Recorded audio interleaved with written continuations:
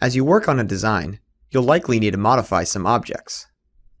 Before you can modify an object, you have to select it. To select an object, position your cursor over the object and click. I can add or remove objects in the current selection by holding the Shift key while I click the objects. I'll press Escape to clear the selection completely.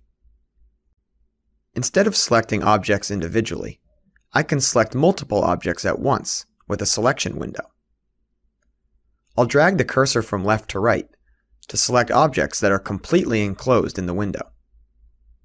I'll drag from right to left to create a crossing selection, which selects all objects crossed by or enclosed in the window.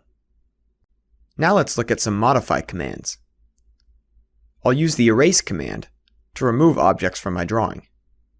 I'll select the objects I want to remove and either click the Erase tool or press Delete. If I make a mistake, I can choose Undo from the command shortcut menu.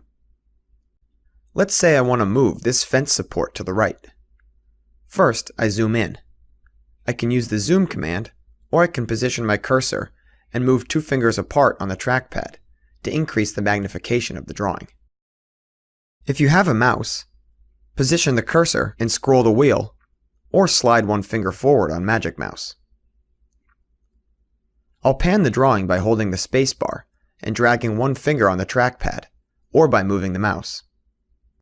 To move the fence support, I'll select it and click the Move tool. I'll use an endpoint object snap to move the support accurately from one fence board to another. Finally, I'll use the Zoom command with the Extents option to fit my design in the drawing area.